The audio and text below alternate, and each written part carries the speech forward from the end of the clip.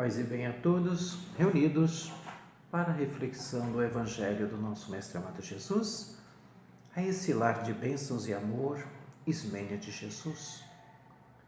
Eu trouxe para a reflexão dessa noite o tema Na Luz da Verdade. João capítulo 8, versículo 32. E conhecereis a verdade, e a verdade vos libertará. Libertará da nossa ignorância, das nossas mazelas, das nossas dúvidas, incertezas, pois quando conhecermos o real sentido da verdade, iremos de fato estarmos reconciliados com nós mesmos e com a própria condição espiritual que nos rege. Jesus nos aconselhou a buscar a verdade para que ela nos liberte. Aonde está essa verdade? O que é a verdade?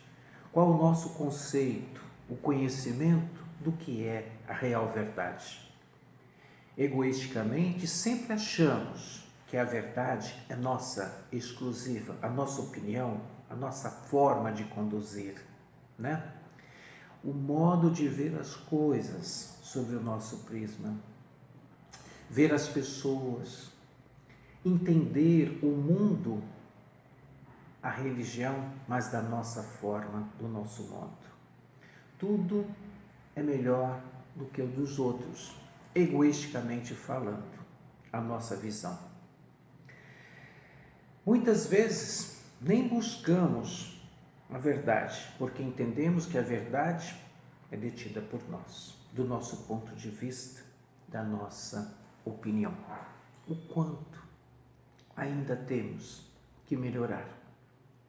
O quanto nós temos que nos colocarmos como aprendizes do conhecimento dessa verdade, do Evangelho do Cristo, na simplicidade do ser. Nenhuma espécie de amor humano pode comparar-se ao amor divino, ao divino amor, a Deus, a Jesus. Semelhante apontamento deve ser mencionado toda vez que nos inclinemos a violentar o pensamento alheio, toda vez que nos colocarmos a pensar, a nos colocar justamente a refletir, né? O que fazermos para esse conhecimento? A bondade suprema, que é sempre a bondade invariável, deixa livre as criaturas para a aquisição do conhecimento, o respeito ao livre-arbítrio, a nossa condição do entendimento, da vontade, do desejo de nos aprimorarmos. A vontade do Espírito é acatada pela providência divina. Deus, na sua infinita bondade, no seu infinito amor, nos concede essa liberdade de escolha, mas sempre atento, pois o tempo nos chama perante a obrigação da nossa transformação. Inclui aquelas manifestações aonde o homem se extravia na criminalidade, nos vícios, se colocando em condições obscuras perante aos compromissos assumidos de forma material, fora da sua própria condição da essência divina. Por isso, é importante que refletimos, possamos compreender o que nos aguarda. Depende só de nós, depende da atitude da nossa transformação. Nas palavras de Emmanuel, não intentes constranger o próximo a ler a cartilha da realidade pelos teus olhos, perante a tua verdade que você detém, nem a interpretar os ensinamentos do cotidiano com a cabeça que te pertences. Ou seja, respeite a opinião alheia. Pare, reflita, pense, busque, o conhecimento, ouvir mais, falar menos. Isso ajuda. As verdades do mundo são mutáveis. Ora, são verdades inquestionáveis. pouco depois já não são mais, se transformam. Surgem novas verdades diariamente. Não as verdades verdadeiras, mas sim que se transformam. Resultado de pesquisas incompletas, conveniências, tudo o que se faz perante as leis dos homens, que são mutáveis, constantemente em transformação, na busca, né? Mas onde está essa verdade? Qual é a verdade verdadeira?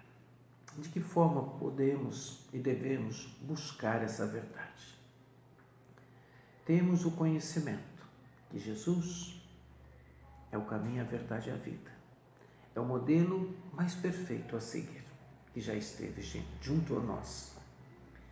Então, sabemos que a lei divina, essa lei que consta no nosso íntimo, em nossa consciência, são justamente as leis naturais, as leis imutáveis. Elas não se transformam.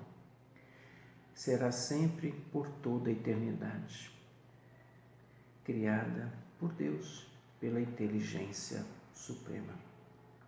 Essa verdade que devemos conhecer para que nos liberte. As leis divinas, as leis naturais. Jesus nos convidou para conhecer essas leis e entendê-las, praticá-las. No Livro dos Espíritos, na questão 648, temos justamente a colocação dessas leis. E ela está dividida em 10. Lei da adoração, lei do trabalho, reprodução, conservação, destruição, sociedade, progresso, igualdade, liberdade, justiça, amor e caridade.